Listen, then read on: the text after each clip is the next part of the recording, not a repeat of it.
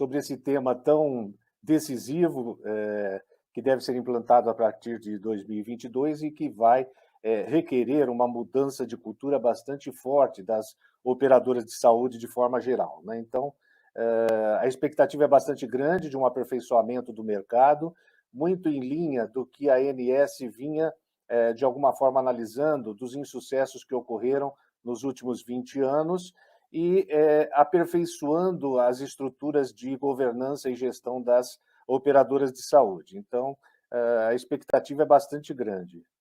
Vai requerer uma série de adaptações estruturais, com a criação de pelo menos 3 novas áreas: a área de auditoria interna, para aquelas cooperativas que não possuem ainda auditoria interna, a área de riscos e a área de compliance, né?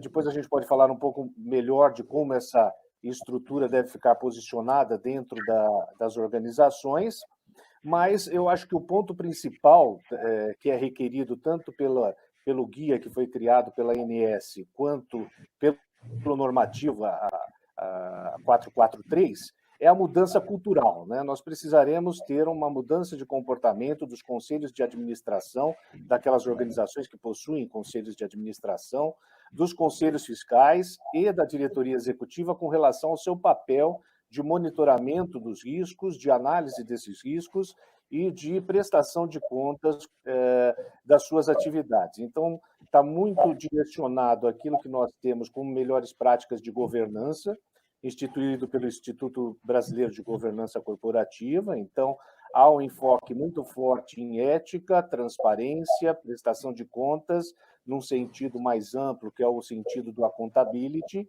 e também a questão de fazer com que as estruturas de gestão e controle passem a ter uma responsabilidade frente às suas atividades dentro da organização.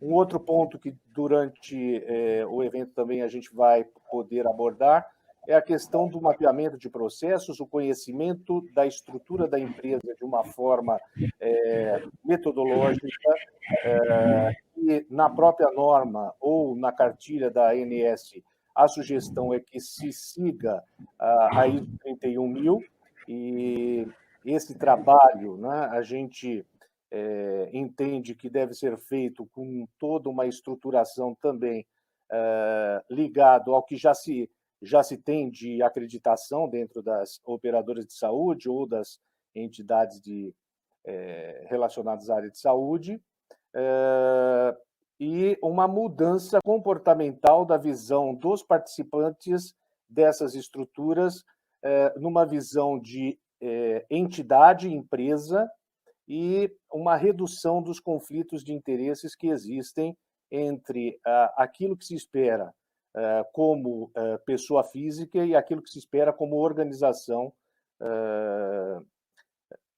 ou entidade, né, prestadora de serviços ou operadora de saúde. Então, acho que uma visão rápida, né, depois a gente pode detalhar mais, a expectativa é que se mude bastante as estruturas qualitativas da cooperativa para que a gente alcance um monitoramento mais adequado desses riscos que essas entidades correm, né?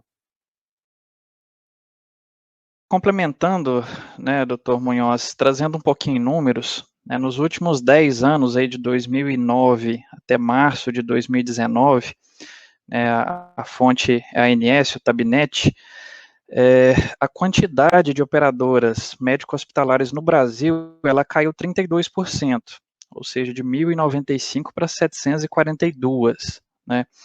Nós entendemos que as boas práticas de governança corporativa, elas têm grande importância para o fortalecimento da gestão das operadoras, né, e para a proteção dos interesses aí dos beneficiários e dos investidores, dos stakeholders, né?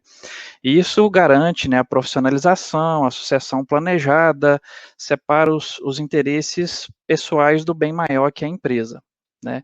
Então, ainda falando um pouquinho de números, né, uma pesquisa feita pela Comissão Permanente de Solvência da ANS em 2015, com 591 operadoras, ela levantou que a maior parte das operadoras, ela não simulava, né, não fazia simulações da performance futura da sua carteira, ou seja, o envelhecimento dessa carteira, não tinha uma nota técnica atuarial das provisões aprovada na ANS, não possuíam uma área específica para o gerenciamento de risco e controles internos, não tinham um código de conduta formalmente estabelecido, e a pesquisa também mostrou que 1/3 dessas empresas não divulgava suas demonstrações financeiras na internet, né?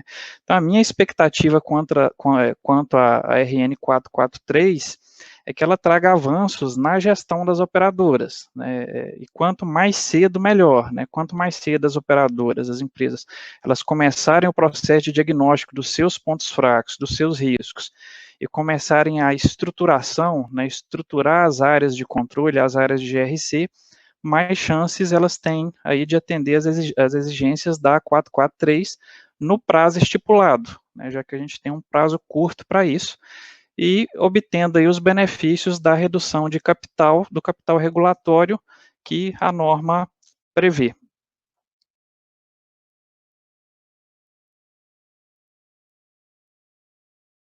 Eu vou focar um pouco a minha fala na questão da minha expectativa relacionada à gestão de risco, né? Eu, como atuária de formação, o termo gestão de risco é algo muito comum no meu dia a dia, né? E no dia a dia de todos os atuários. Então, eu entendo e a minha expectativa é que a norma traga uma implantação mais clara dos critérios de gestão de risco, que isso seja não só discutido de forma conceitual, mas que isso seja implementado nos sistemas de precificação, de gestão.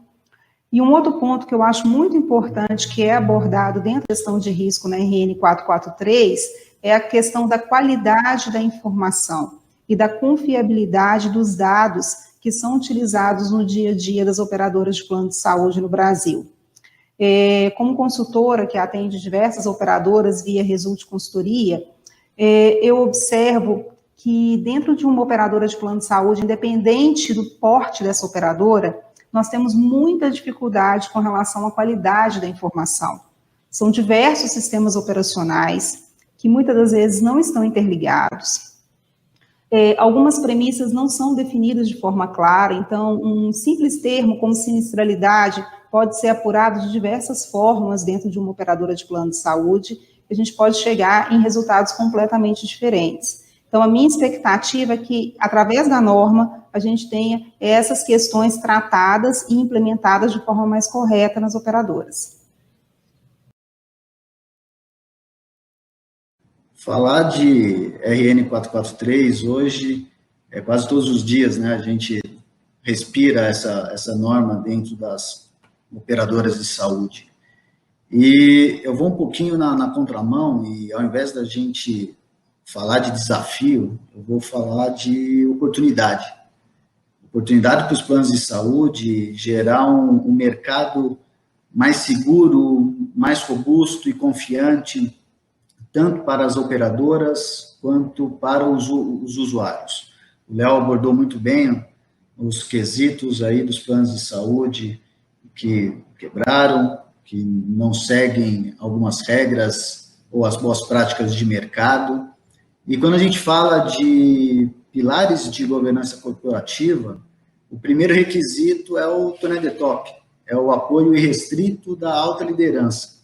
E aqui eu deixo o meu especial agradecimento aos membros do nosso Conselho de Administração, nas figuras do nosso presidente, o Dr. Alencar Inácio, do vice-presidente, Dr. Crivelin, o nosso conselheiro responsável, Dr. Henrique Gandolfi, que nos apoiam irrestritamente. Outro ponto importante é a disseminação desses pilares entre todos os públicos e stakeholders. O professor Munhoz abordou muito bem a questão da mudança cultural. Você imagina empresas que nunca antes tinham trabalhado com governança, com riscos, com compliance, onde no primeiro momento pode ter aquele conflito, o que está mexendo, o que está mudando, por que está vendo isso, o que está me querendo me controlar. Então, essa mudança cultural é importante.